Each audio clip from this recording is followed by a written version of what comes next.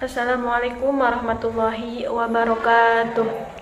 Perkenalkan, nama saya Ainur Rapipa, NIM PP 2201. Sekolah Tinggi Ilmu Ekonomi Pasim, Sukabumi. Saya di sini akan memenuhi tugas video komunikasi bisnis.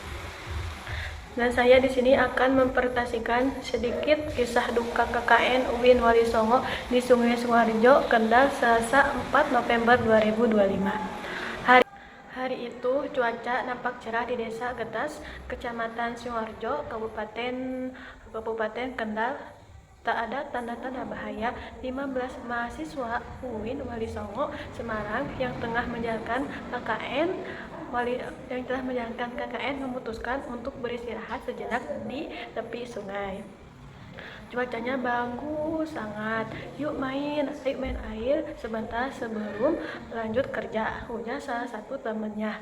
Dengan penuh semangat, suasana ceria pun tercipta. Canda dan tawa mereka terdengar di sepanjang aliran sungai yang tampak tenang. Namun, tak ada yang menyangka bahwa dalam hitungan detik, keceriaan itu berubah menjadi kepanikan. Dari arah hulu datang arus air besar, banjir kiriman yang datang tiba-tiba tanpa tanda. Airnya deras banget, cepat ke pinggir, kata temannya itu.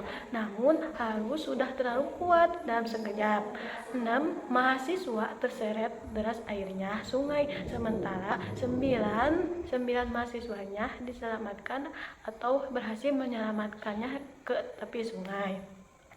Kabar itu segera menyebar cepat ke warga sekitar dan tim PBBD Kendal segera turun ke lokasi melakukan pencarian. Suasana di sekitar sungai berubah menjadi pilu dan panik. Beberapa jam kemudian, 3 dari 6 mahasiswa yang hanyut akhirnya ditemukan dalam keadaan tidak bernyawa.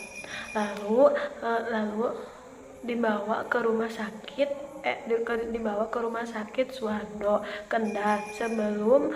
Sebelum itu mayatnya disolatkan dulu dan lalu dipulangkan ke tempatnya masing-masing. Dan 3 mahasiswa lainnya masih dalam pencarian. Doa terus dipanjatkan agar mereka segera ditemukan dalam keadaan selamat. Kegiatan KKN di Desa Getas pun dihentikan sementara dan seluruh mahasiswa peserta KKN ditarik kembali ke Semarang.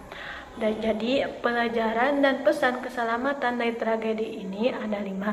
Yang pertama, hindari bermain di sungai atau air terjun setelah hujan atau saat cuacanya yang tidak menentu. Yang kedua, jangan mandi di sungai tanpa pengawasan warga. Yang ketiga, perhatikan tanda-tanda perubahan arus dan warna airnya. Yang keempat, gunakan alat pengaman bila Anda berada di berisiko. Yang kelima, segera menjauh bila air mulai keruh atau debit meningkat secara tiba-tiba. Air mungkin tampak tenang di permukaan, namun alam selalu menyimpan kekuatan yang tak terduga. Mari kita belajar untuk menghormati alam, berhati-hati di setiap langkah, dan menjaga satu sama lain. Sekian dari saya yang saya bisa sampaikan. Wassalamualaikum warahmatullahi wabarakatuh.